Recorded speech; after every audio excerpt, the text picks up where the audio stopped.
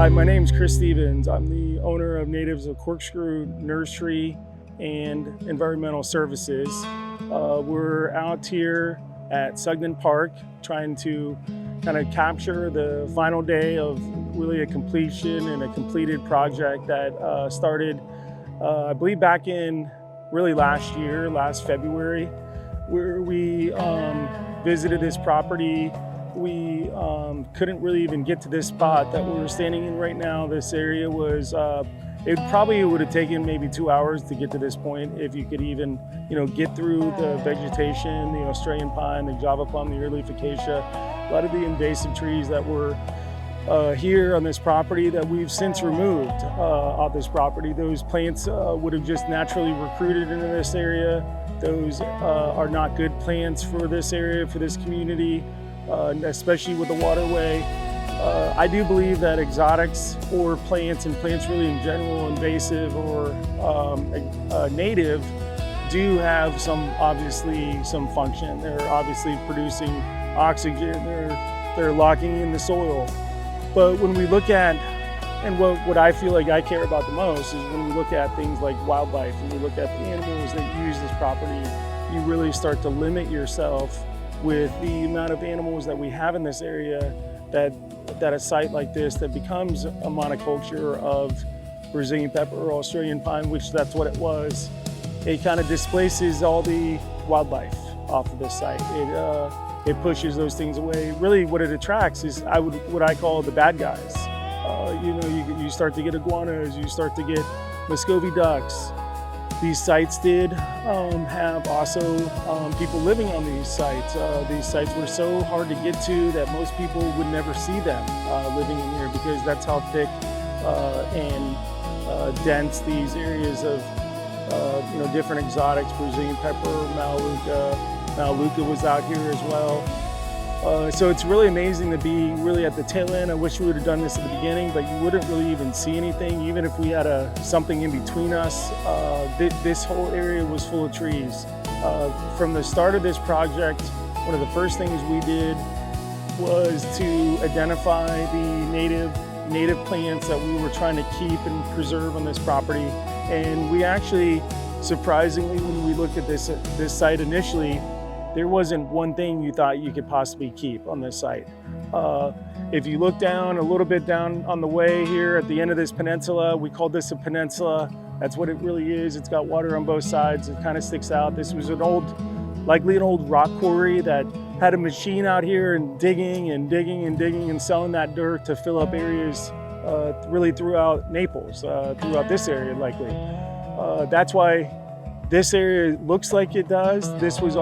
I believe this was also dug out with the machine. At one point, these slopes would have been, sizes that the machine would get down and, get dump trucks here to haul that material out. But a lot of the areas, and you can kind of see linear, scrape marks off of these pond apples. These are pond apples with some mangroves mixed in with giant leather fern. These are areas that were kind of salvaged, mainly because they weren't areas that the machine that was using this area, I would call it an old abandoned quarry, they couldn't reach those areas. Those became more difficult areas to reach that material. So that's why those areas are kind of linear, and that's why they're there. We love that they're there. We really did a lot to remove the invasives. You can probably see cut stumps throughout this area. You can kind of see logs laying down as well. This area was full of Melaleuca. You could never see across to, I never knew that there were houses there. If you were standing here, you would not see them. That's how dense this is. So what we've done is we came in, we removed the exotics from this area. Because the exotics were so infested and dense on this property, there was really nothing left that was native and natural, hardly on this property. And that is the sad part about what is happening what happens to a lot of property. You have natural areas that this would have been a natural, maybe at some point this was probably a pine flatwoods with saw palmetto. We do have, over at Sugden Park that got preserved. That's a lot of pine flatwood habitats, some oak hammock habitats as well. Likely there's some cypress head or some transitional pine and cabbage swamp. But really when you look out to this area and you see these big open vast areas, and this area was as well, when you see those things, you really can see, the kind of the detriment that has happened to this land for so long, because originally, naturally this area would have been full of natives and full of life. And then we've, looked at areas to, clear, and then we looked at areas to dig dirt out of the waterway to sell it. And then these areas are abandoned at some point after they've taken what they can for money off of the dirt, what they can value, they sell. And then obviously then a site becomes barren. That's what happened on this site.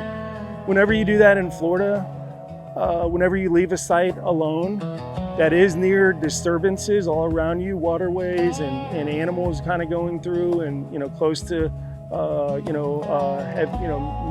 main traffic road, when you start to get those animals, those feral animals, those invasive animals like Muscovy ducks, I would say also sometimes raccoons, possums, become domesticated in these areas. Brazilian pepper is here. Brazilian pepper gets eaten by the raccoon. It gets eaten by the possum.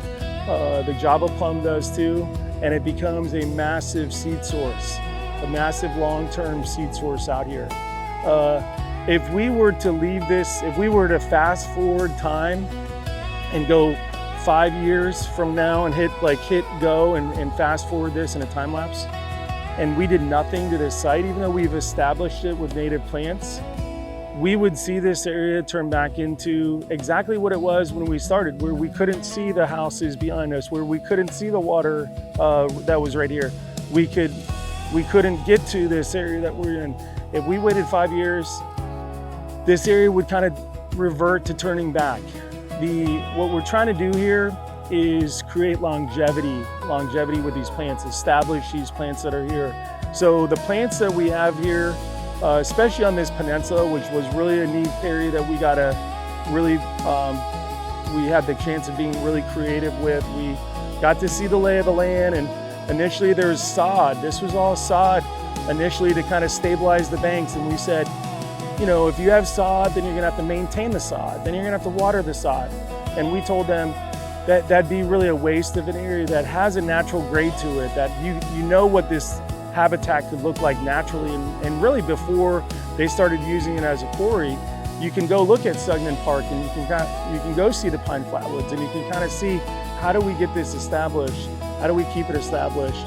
And how do we allow this system to become a more sustainable system, so that we're not involved out here, so we're not having to constantly, cut down massive, the amount of equipment that was on this site, and the amount of exotic vegetation that was taken off this site created the biggest mulch piles of debris that I've ever seen of something. I would say though, the tops of the royal palms that are over there, if you can even see those, we had piles of mulch that it was that high, and that material was, and really I'm standing on that material. This material that I'm standing on is the mulch that came from, this is Australian pine mulch, super dense, very tough. I can't even hardly break that. Australian pine becomes almost like a concrete wood, really good firewood. But we had so much invasives out here that the top of the royal palms really were probably the peak of the mulch piles that existed out here. We used a lot of the mulch out here. We used a ton of it out here. We couldn't even use as much as we took off this site because it was too much. Naples Botanical Garden ended up taking a big pile out of it. There you can see there's a little pile that we are still needing to spread today before the day's over, just to kind of protect the plants. The mulch is really beneficial when you can get it. I'm not a big fan of taking down trees that have mulch. I'm a big fan of taking down trees that don't belong here, to create mulch. This was really a good mulch. We had to double grind it and double take it off, and then put it through a grinder, and as soon as this starts to dry out, it becomes such a strong wood. Even that is, I can't even bend that for such a little piece of mulch, but this is Australian vine. And that's what these logs are too, that you can see in here. So I do like the idea of repurposing, some of the material that does come off the site. We talked about it earlier, about how, plants in general are good. That's not the problem. Plants in a monoculture, just like how we want to eat and how we want to live, we can't just live off one thing, one food item, one food source. We need, diversity. Well, the animals, the insects, the alligators, the fish in the water, there's tarpon in this water, all those things need diversity as well. We've already got to see for, I believe it was 55 different plants that we planted out here, 55 different species of plants that are native plants out here. We were able to really tweak the landscape plan a lot to really look at plants that made more sense in a slope environment like this. We have a kind of a high area that we're standing on right now. So that gave me some ability to say, okay, well, we got a high area, and then we got that goes down to a low area, and a very, like I said, this is an old track path of a big machine, and it's really the width of a big machine, big excavator that would be, dragline or something that was used to dig out this, really this quarry, then to have some waterfront property. Unfortunately, this area was able to be, purchased by the county and repurposed and really turned a site from a trash site, unwanted site, kind of a thorn in this area, and turned it into something I think is going to be really, special in the future, especially when you get to see it at this age, and you get to see it at this new beginning, to see where it's going to go. Yeah, so this area was a unique area that we got to kind of design ourselves. It did have, some set plants that they wanted in here per the landscape plan, but we really didn't feel like, some of those plants were necessarily appropriate for this area, mainly because the closeness to the water table, the downslope, the size of some of the trees that were being proposed for this area.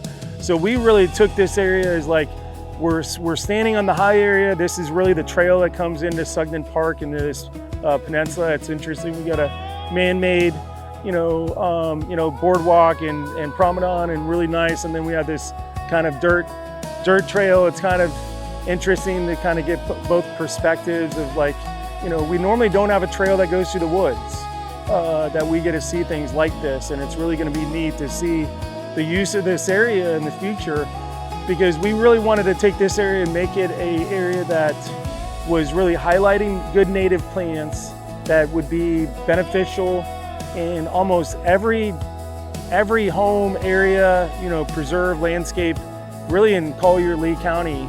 We've kind of looked at what are plants that we grow in our nursery, and we're looking at plants that are really, Charlotte County, Lee County, Collier County focused.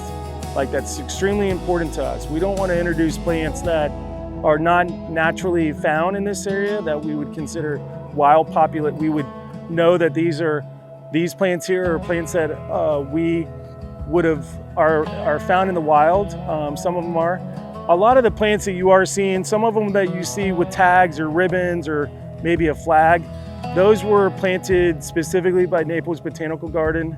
They came in really after we kind of started to establish this peninsula. They came in and put, different plants in here that they thought would look good and would create some more diversity. That was a neat collaboration with Naples Botanical Garden on this project to really, get more diversity in the site, have a great seed source too. As we're losing our wild population, we're losing our wild land, we're losing those natural areas. So this is really almost like a seed bank, a seed preservation bank. We're able to allow plants to grow kind of in a natural environment. There is a little irrigation here. That's a frustration point for me a little bit on this project. I had nothing to do with irrigation on the site. I didn't want to see irrigation really used a lot on this property. But you know, some things are you know, kind of so ingrained into a system and that we don't know how to change it because we've kind of just made it ingrained that we need irrigation every time we plant the plant. I think that's kind of, you know, silly because that's how we've, you know, interpreted plants. And I understand why too. The reason why that has happened is because most people wouldn't know that these were native plants. Most people didn't know anything about native plants locally. Native plants are kind of like a new idea. It's kind of like you know, where do you want to get your food closest to the farm? That's the idea with this. You should be wanting to get plants that are closest to where you're going to put them, as closest to that natural environment as you can create. If you can create that natural environment, there were natural environments throughout this project that were completely blank sheets of paper, blank turfs, all dirt, and just like let us, you know, kind of create here. And that's what we did. We kind of, like I said, we preserved some seed banks here for long term. That's what Naples Botanical Garden was really excited about. But, you know, to kind of talk about some of the plants that we put in here and really the thinking and the thought in some of them, we were, you know, love grass and muley grass and dwarf acacia grass. Those are all excellent grasses for almost a little bit different slope. You know, slopes are important because you know, you have a water table, you can look out and you can see the water table. We know where the water table is, we can look out there. The water table here is probably dropped maybe 2 feet. The water table, naturally, you can kind of see in here. We have, this is a buttonwood. This was not planted by us, but these are buttonwoods. This is about the peak of this line right here is about the peak of the water line here. You got pond apples, you got that were saved on the property. You also got a green cocoa plum that was saved on the property. But your water level is going to fluctuate all the way up here. So some of the plants that we put in here, it has not been a year, so it's very difficult to kind of even see, you know, the plants that we even put in sometimes. But we put in a lot of down closer to the slope. We put in a lot of arrowhead. Arrowhead is throughout here. We planted arrowhead. Arrowhead is a good brackish plant, brackish tolerant plant. This water here, when we tested it, because we wanted to be able to use some of this water, I can actually see some of the salt crystals that are left over from this water receding. So there is some salinity in this water. The arrowhead, common arrowhead, Sagittaria latifolia, it is a salt tolerant type plant. It's a great plant. Obviously you can see these plants are very small. Blue flag iris is the plant that is kind of coming up, really flat blade. Blue flag iris was really a prominent plant requirement out here per the landscape plan. We did do a lot of blue flag. I was worried about blue flag because blue flag is more of a freshwater tolerant type plant. It's not as much of a brackish. But if you can't probably see this, but I can see it, but there's like a little reflection of, you know, shimmering, you know, sand, which is which is salt water that's been evaporated that has left the salt here. So there is salt, a little bit salt in this kind of environment, and it kind of makes sense to kind of see those kind of things, mainly because you're not seeing a lot of vegetation that's been introduced here. When you have a site that's been so depriving any of the soil, you've really almost, you know, killed the grasses and the ground cover and the aquatic plants that would have naturally been growing in here. You would have killed that. Bacopa is in here. We planted Bacopa. Bacopa is a great ground cover. Low. Actually, this is they say that it's Bacopa mononaria. They say it helps brain activity. So somebody knew something about that. And this is the native to Florida. This is one that we will plant on the shoreline to kind of create a blanket. We care about erosion a lot in our company. We care about maintaining these slopes, and this is a great plant that helps to do that. Here's not a great example of a plant that hasn't really shown its true colors. This is one of my favorite, actually. And it's kind of disappointing, and it's sad, obviously, in kind of a, a colder or, dry season. It looks, so naked and bare and absent of everything and looks dead, probably to most people. And I'm wondering if anybody actually says, hey, you planted a bunch of dead plants. And we did plant this plant a lot. This is buttonbush. It was not already out here, but it kind of belongs in this pineapple, transitional, a little bit of cypress habitat. You would normally see buttonbush. It's a mid-canopy kind of plant. It's got the coolest, it looks like an alien, it looks like actually COVID, maybe I would describe it, but a white, beautiful, angel-looking COVID. When you saw that, that ball with these things sticking out of it. So maybe that's not a good description to some people, but it does look like, this full of, it looks like a bunch of tentacles, coming out of this flower. And the bees love it. We use this a lot in wetland areas. I would call this a wetland area, this area here where you're seeing the pineapple. And you can kind of look at the land to kind of determine what plants are doing well. And so we really, like I said, as we go up the slope, we started to introduce different plants. This is a Simpson stopper. And the reason we started introducing different plants is primarily because we care about the depth of water table from this plant. There are plants that need that depth of water table to be closer to that plant, closer to the roots. These are plants, Simpson stopper especially. I think we've even talked about it a lot with in Natives of Corkscrew through this media source. We've talked about the benefits of using Simpson stopper, but very low maintenance. There's no irrigation here. And this plant has been doing great. We planted these in October. We didn't really get irrigation out here, I don't think, until maybe middle of January, after we started planting these in October. We did do a lot of hand watering. We did also do mulching. We also used a soil absorbent that when we dig the hole, we put that in the hole, and then that will continue to help hydrate the roots of that plant so that it does stay, keep it from drying out. We are in a dry season. We're in a dry season right now. We're actually 13 inches below the normal water table for this time of year, which is not good because we're going into March when it even gets even drier. And the water table even starts to go even lower. Again, when you look out here, it may look a little bit not completely filled in yet. And we look at, really, it's important we look at the plants around it, and some plants are going to do better than others, sometimes on how you're planting them and how how much pterosaur you put in them. And really, we've been in a really dry time. We're supposed to get some water, I believe, this week. But we really plant our plants to have some natural spacing, because we know what that plant kind of looks like and grows into and how it fills in to kind of cover that area. So yeah, we have a lot of open space that you can see in mulch areas, but you can also see that you have some natural spacing that we put in to kind of make, let those plants kind of fill in those areas, because they will eventually. You come back in a year and you can already see the flowers in this area to kind of see how these areas are already starting to fill up and fill in as well.